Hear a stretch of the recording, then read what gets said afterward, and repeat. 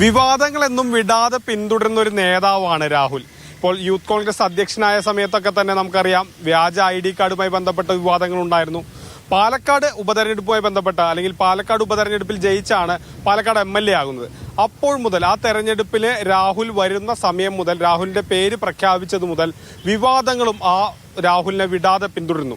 രാഹുലിന്റെ പേര് പറയുമ്പോൾ തന്നെ വലിയ പൊട്ടിത്തെറി കോൺഗ്രസ് പാർട്ടിയിൽ ഉണ്ടാകുന്നു. സരിൻ പാർട്ടി വിടുന്നു, പിന്നീട് CPM സ്ഥാനാർത്ഥിയായി മത്സരിക്കുന്നു. അങ്ങനെയുള്ള കാഴ്ചകളൊക്കെ നമ്മൾ ആ തെരഞ്ഞെടുപ്പിൽ കണ്ടതാണ്. പെട്ടി വിവാദം ഉണ്ടായത് കണ്ടതാണ്. അങ്ങനെ ഓരോ ദിവസവും ഏകദേശം ഒരു 25 ദിവസത്തെ പ്രചാരണ കാലയളവാണ് പാലക്കാട് ഉപതെരഞ്ഞെടുപ്പിനുണ്ടായിരുന്നത്.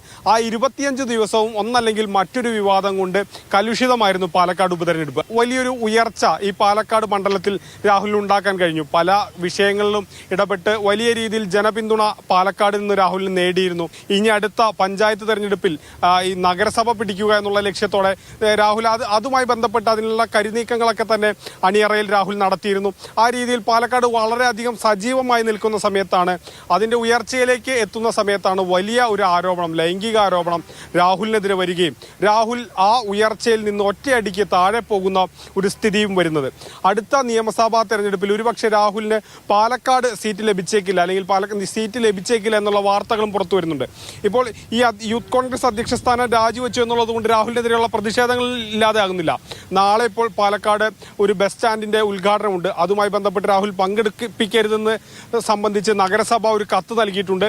ആ വിഷയങ്ങളിലൊക്കെ തന്നെ നാളെ രാഹുൽ പങ്കെടുക്കുകയാണെങ്കിൽ പ്രതിഷേധങ്ങൾ ഉണ്ടാകാനുള്ള സാധ്യതയുണ്ട്. സ്വാഭാവികമായും രാഹുൽ പാലക്കാട് ജില്ലയിലേക്ക് ഇനി നാളെ വരുന്നത് മുതൽ വലിയ പ്രതിഷേധങ്ങളൊക്കെ ഉണ്ടാകാനുള്ള സാധ്യതയുണ്ട്. സ്വാഭാവികമായും ഈ ഒരു ആരോപണത്തിന്റെ പേരിൽ രാഹുൽ MLA സ്ഥാനം രാജിവെക്കാനുള്ള സാധ്യതകൾ കുറവാണ്. പക്ഷെ അടുത്ത നിയമസഭാ തെരഞ്ഞെടുപ്പിൽ രാഹുലിന് സീറ്റ് കിട്ടാനുള്ള സാധ്യതയും കുറവാണ്. അപ്പോഴിനി പാലക്കാടിന്റെ ഭാവി എന്ത് എന്നുള്ളൊരു ചോദ്യമുണ്ട്. അങ്ങനെയാണെങ്കിൽ ഇനി ആര് എന്നുള്ളൊരു വലിയ ചോദ്യമുണ്ട്. പാലക്കാട് ഇനി ആര് മത്സരിക്കും? ഷാഫി തിരിച്ചു വരുമോ, അതല്ല മറ്റാരെങ്കിലും ആയിരിക്കുമോ സ്ഥാനാർത്ഥി, തുടങ്ങിയ നിരവധി ചോദ്യങ്ങളുണ്ട്. ഏതായാലും ഇനി വരുന്ന കുറച്ച് ദിവസങ്ങളിൽ പാലക്കാട് അക്ഷരാർത്ഥത്തിൽ ഒരു വിവാദ നഗരിയായിരിക്കുമെന്ന് പറയാതെ വയ്യ.